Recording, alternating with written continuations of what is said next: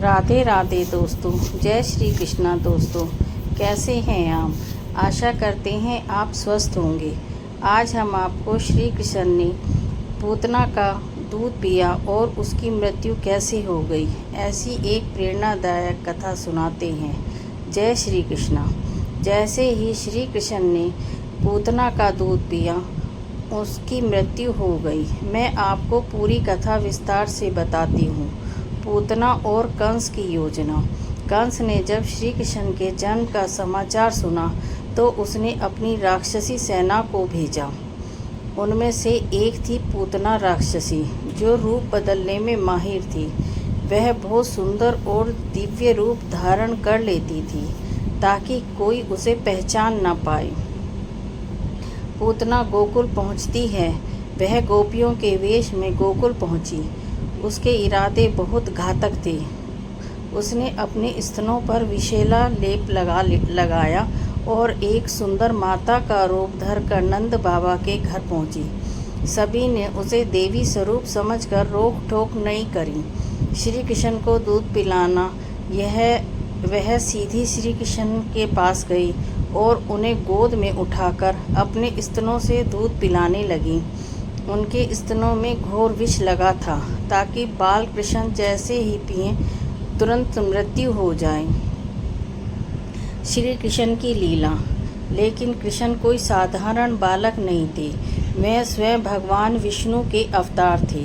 कृष्ण ने उसके स्तनों में विष तो पिया ही, साथ ही उसका जीवन बल प्राण शक्ति भी चूसना शुरू कर दिया। पूतना को ऐसा लगा मानो छाती फट रही हो, पूरा शरीर जल रहा हो। वह तड़पने लगी और चीख चीख कर भागने की कोशिश करने लगी, लेकिन कृष्ण ने पकड़ रखा था। पूतना की मृत्यु। आखिरकार उसके प्राण छूट गए। वह अपनी असली राक्षसी रूप अत्यंत विशालकाय और भयानक में प्रकट हुई और जमीन पर गिर पड़ी। उसका शरीर कई योजन मीलों तक फैला हुआ था। गिरते ही पूरी गोकुल भूमि हिल गई। विशेष बात, पूतना यदि राक्षसी थी और कृष्ण को मारने आई थी, लेकिन भगवान ने उसे माता का स्थान दिया क्योंकि उसने अपने स्तनों से कृष्ण को दूध पिलाया था। श्री कृष्ण ने उसे मोक्ष प्रदान किया और उसे गोलोक धाम भेज दिया।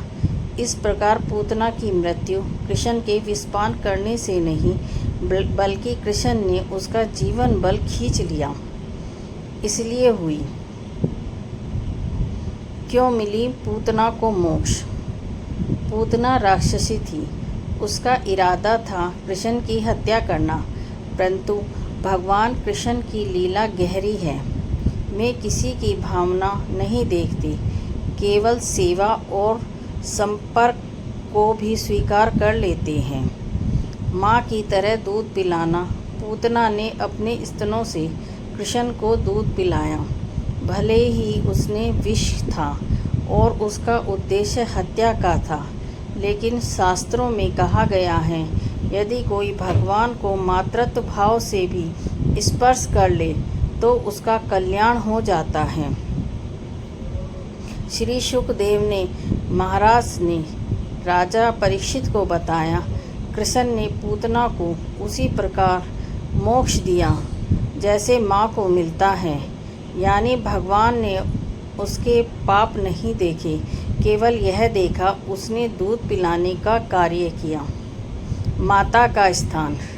कृष्ण ने पूतना को अपने स्तनपान कराने का फल दिया और उसे धात्री माता, दूध पिलाने वाली माता का दर्जा दिया। इसलिए वह सीधे बैकुंठ धाम में पहुंची। भगवान की करुणा।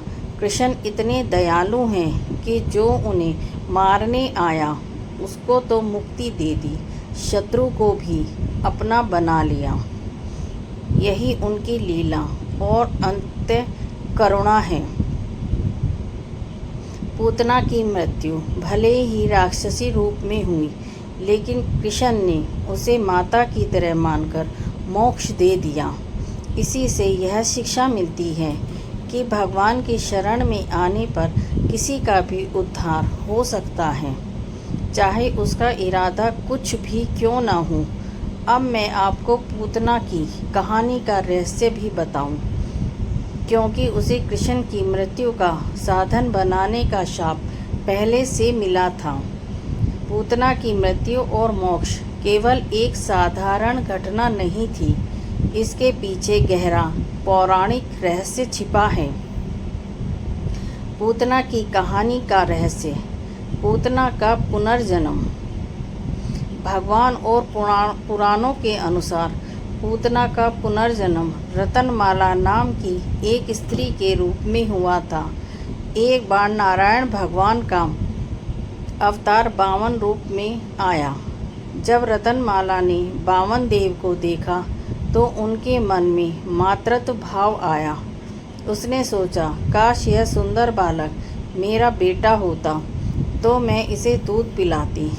परंतु जब उसने देखा कि बामन देव ने 3 पग में पूरी धरती नाप ली और बलि महाराज को बंधन में डाल दिया, तो उनके मन में क्रोध आया और उसने सोचा, यदि यह मेरा बेटा होता तो मैं इसे विष पिलाकर मार देती। भगवान ने दोनों भावों को अपने हृदय में रख लिया। अगले जन्म में परिणाम, रतनमाला अगले जन्म में पूतना राक्षसी बनी। मातृत्व भाव का फल यह हुआ कि उसे कृष्ण को दूध पिलाने का अवसर मिला, और विष देने की भावना का फल यह हुआ कि उसने स्तनों में विष भरा। कृष्ण की करुणा। जब पूतना ने कृष्ण को दूध पिलाया तो भगवान ने उसके दूध में भरे विष को भी अमृत बना दिया और साथ ही उसका प्राण भी ले लिया। इस तरह रतनमाला के दोनों संकल्प पूरे हुए, दूध पिलाना और विष देना। परंतु कृष्ण ने केवल अच्छे भाव मातृत्व को स्वीकार किया और उसे मोक्ष प्रदान कर दिया। रहस्य और शिक्षा। भगवान केवल बाहरी कर्म नहीं देखते, बल्कि अंतःकरण का भाव देखते हैं। पूतना जैसी घोर राक्षसी को भी भगवान ने धात्री माता, दूध पिलाने वाली माता का दर्जा दिया। इसीलिए कहा जाता है, भगवान की शरण में आने से किसी का भी उद्धार हो सकता है, चाहे वह कितना भी पापी क्यों न हो। इसीलिए पूतना की कहानी का रहस्य यही है कि पहले जन्म में रतनमाला थी, उसी के संकल्प के फलस्वरूप उसने कृष्ण की शरण में आकर मोक्ष मिला। अब मैं आपको यह बताऊं कि पूतना का शव इतना विशाल क्यों था और गोकुलवासियों ने उसका अंतिम संस्कार कैसे किया। बहुत अच्छा, अब मैं आपको बताती हूँ पूतना का शव इतना विशाल क्यों था और गोकुलवासियों ने उनका अंतिम संस्कार कैसे किया। पूतना का विशाल शव, जब कृष्ण ने उसके प्राण हर लिए तो पूतना का असली रूप सामने आया। वह कोई साधारण स्त्री नहीं थी, बल्कि एक भयंकरी राक्षसी थी। उसका शरीर कई योजन मीलों तक फैला हुआ था। गोकुलवासी चौंक गए, क्योंकि जब वह आई थी तो सुंदर स्त्री के रूप में आई थी, लेकिन मृत्यु के बाद वह अत्यंत विशाल, भयानक और दुर्गंध युक्त हो गई। उसकी लाश इतनी बड़ी थी कि उसकी छाती और जंघा पहाड़ जैसी दिखती थी। गोकुलवासियों की चिंता। गोकुलवासियों को डर था कि इतनी बड़ी राक्षसी की लाश यहाँ रहेगी तो वातावरण दूषित हो जाएगा। उसका विषैला शरीर गांव के लिए हानिकारक होगा। इसलिए उन्होंने विचार किया कि पूतना का अंतिम संस्कार किया जाए। अंतिम संस्कार। गोकुलवासियों ने उनका शरीर काटकर लकड़ियों के ढेर पर रखा और अग्नि में दहन किया। आश्चर्य की बात यह हुई कि जैसे ही उसका शरीर जलने लगा, वहाँ से अत्यंत सुगंधित धूप और गंध आने लगी। यह देखकर सभी को आश्चर्य हुआ कि जिस पूतना के शरीर में इतना विष और पाप था, वही जलने पर चंदन और अगर की तरह सुगंधित हो गया। कारण क्या था? यह सब श्री कृष्ण की कृपा से हुआ। श्री कृष्ण ने उन्हें माता का दर्जा देकर मोक्ष दे दिया था, इसलिए उसका पापी और विषैला शरीर भी पवित्र और सुगंधित बन गया। पूतना का अंतिम संस्कार हमें यह सिखाता है, जब भगवान की कृपा मिलती है तो सबसे पापी और घृणित जीवन भी पवित्र और दिव्य बन जाता है। अब मैं आपको पूतना की मृत्यु के बारे में, गोकुलवासियों की भावनाएं और नंद बाबा यशोदा की प्रतिक्रिया भी सुनाऊंगी। बहुत सुंदर। अब मैं आपको बताती हूँ कि पूतना की मृत्यु के बाद गोकुलवासियों की भावना और नंद यशोदा की प्रतिक्रिया क्या हुई। गोकुलवासियों की भावना, भय और विस्मय। जब पूतना का असली रूप देखा तो पूरा गोकुल कांप उठा। गोप गोपियाँ सोचने लगी, यह कैसी भयंकर राक्षसी थी जो हमारे गांव में घुस आई और बालक को मारना चाहती थी। सभी की आंखों में डर और आश्चर्य दोनों थे। कृष्ण पर चिंता। सभी सोच रहे थे, हमारा नन्हा कान्हा तो उसकी गोद में था, विष पी रहा था, फिर भी कैसे बच गया। वे इसे कोई चमत्कार मानकर बार बार कृष्ण की ओर देखते थे। कृतज्ञता। पूतना की विशाल लाश जलने पर जब सुगंध फैली तो गोकुलवासियों ने सोचा, यह सब हमारे लाला की महिमा है, वही इस संकट से हमारी रक्षा करते हैं। उसके मन में यह विश्वास और गहरा हो गया कि बालक साधारण नहीं है। नंद बाबा की प्रक्रिया। नंद बाबा उस समय ब्रज से बाहर मथुरा गए हुए थे। जब वे लौटे और सुना कि एक भयानक राक्षसी घर में घुसकर बालक को मारना चाहती थी, तो उनके प्राण सूख गए। लेकिन जब देखा कि उनका कृष्ण बिल्कुल स्वस्थ और हंसता खेलता है, तो उनकी आंखों से आंसू बहने लगे। नंद बाबा ने मन में ही सोचा, यह बालक जरूर किसी देवता की विशेष कृपा से सुरक्षित है। यशोदा मैया की प्रतिक्रिया। घबराहट और रोना। जैसे ही यशोदा ने देखा कि उनका नन्हा कृष्ण उस राक्षसी की गोद में था, उनका हृदय कांप गया। वह दौड़कर बालक को सीने से लगाने लगी और जोर जोर से रोने लगी। सुरक्षा का प्रयास। उसने तुरंत कृष्ण को गले लगाया और उसके शरीर पर गोमूत्र, गोबर, गोधूलि और पवित्र मंत्रों से शुद्धिकरण किया। मंत्रोच्चारण करके कृष्ण को बुरी शक्तियों से बचाने की प्रार्थना की। ममतामयी व्याकुलता। यशोदा सोच रही थी, कैसे मेरा लाला इस भयानक स्त्री का दूध पी गया और फिर भी जीवित है। यदि कुछ हो जाता तो मैं अपने प्राण त्याग देती। लेकिन जब कृष्ण हंसते रहे और उनकी आंखों में दिव्य चमक देखी, तो उनका मन धीरे धीरे शांत हुआ। निष्कर्ष। गोकुलवासी भयभीत भी हुए और कृष्ण की महिमा देखकर विस्मित भी। नंद बाबा को इस घटना से लगा कि उनका बालक दिव्य शक्ति से सुरक्षित है। यशोदा मैया ने मातृत्व की चरण व्याकुलता और प्रेम से कृष्ण को सीने से लगाकर उसकी रक्षा की। अब मैं बताऊं कि इस घटना के बाद गोकुलवासियों ने कृष्ण की सुरक्षा में कौन कौन से विशेष उपाय करने शुरू कर दिए। कि पूतना की घटना के बाद गोकुलवासियों ने कौन कौन से सुरक्षा के उपाय किए। गोकुलवासियों की चिंता। पूतना जैसी भयानक राक्षसी का घर में आ जाना गोकुलवासियों ने के लिए बहुत बड़ा डरावना अनुभव था। सभी सोचने लगे कि कंस ने और भी राक्षस भेजे होंगे। वह किसी भी रूप में आकर लाला को हानि पहुंचा सकते हैं। इसीलिए उन्होंने कृष्ण की रक्षा के लिए कई परंपरागत उपाय अपनाए। सुरक्षा के उपाय। मंत्रोच्चारण और आशीर्वाद।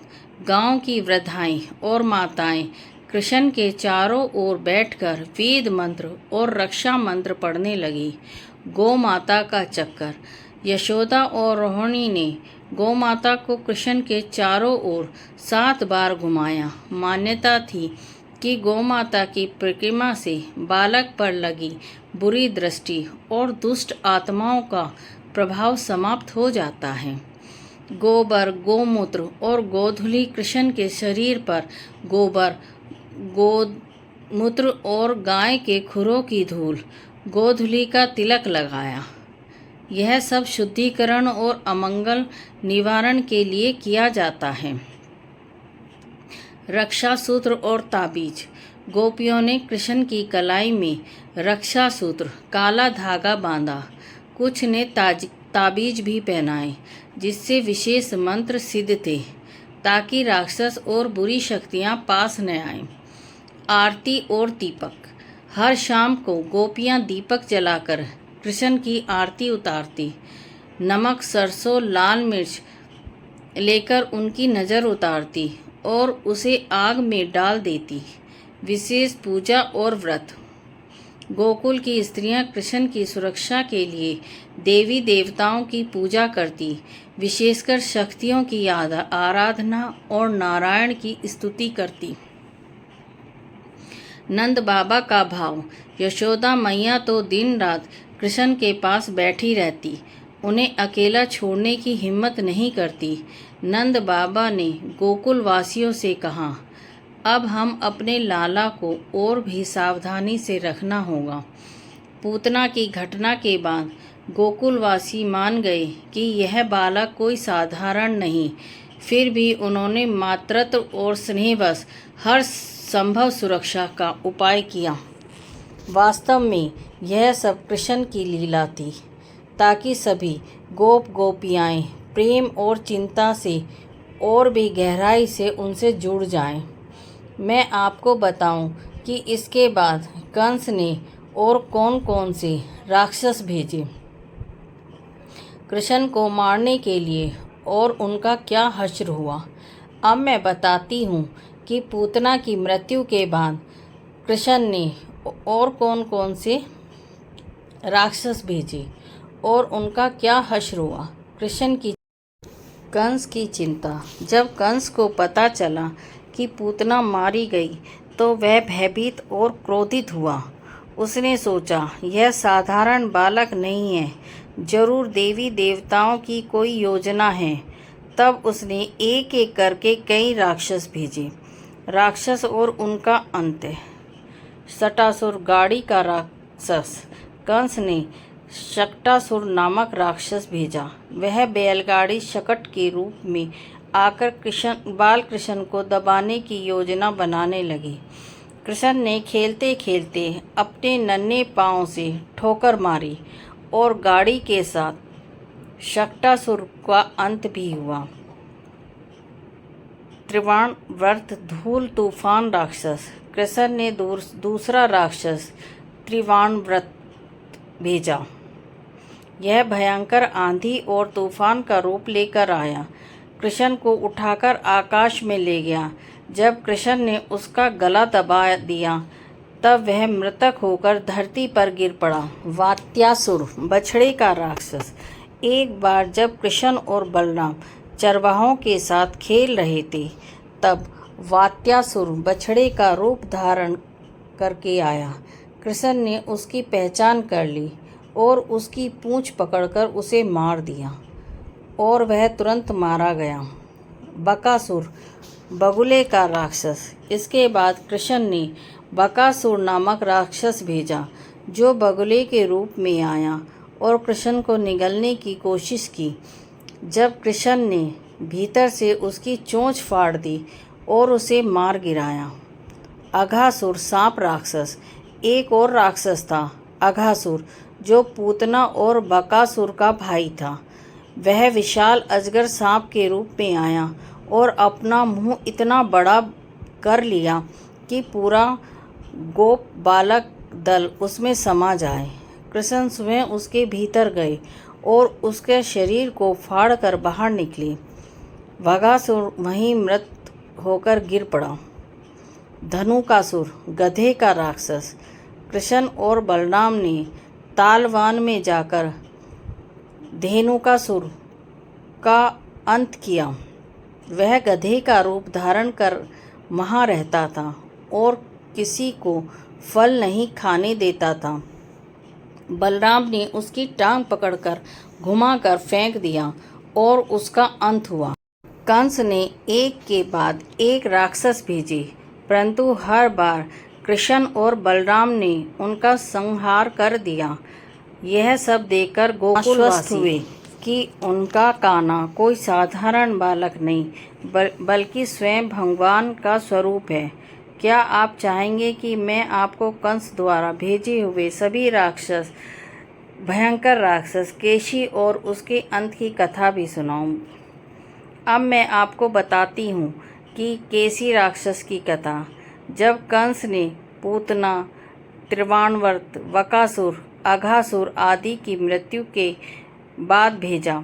कृष्ण की चिंता, बार बार भेजे हुए राक्षस मारे जाने लगे तो कंस का भय और क्रोध बढ़ गया। उसने सोचा, यह बालक अवश्य ही मेरा संहार करने आया है।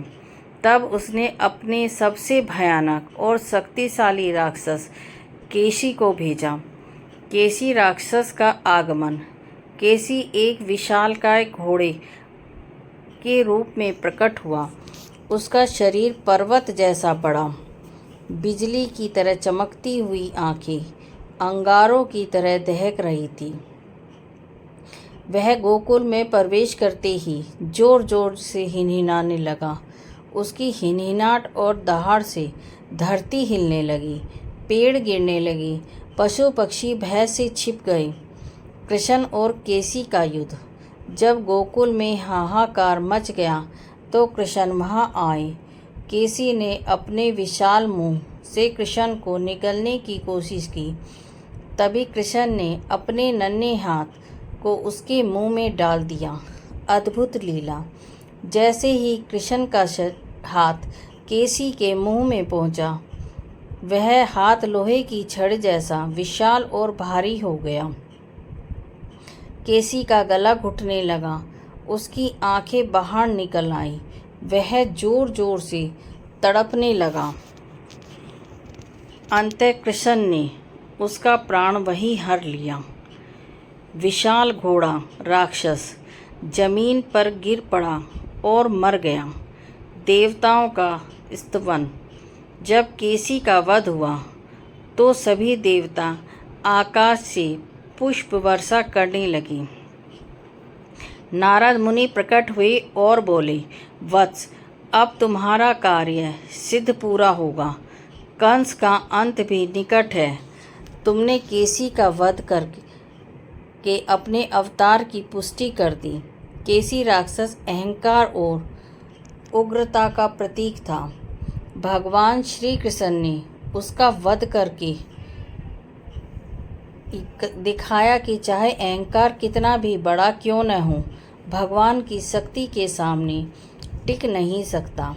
राधे राधे दोस्तों, यदि यह प्रसंग आपको अच्छा लगा तो आप इसे लाइक कीजिए, सब्सक्राइब कीजिए और अपने दोस्तों में शेयर कीजिए और हमें ऐसी ही अच्छी प्रेरणादायक कथा बनाने की प्रेरणा दीजिए। जय श्री कृष्ण।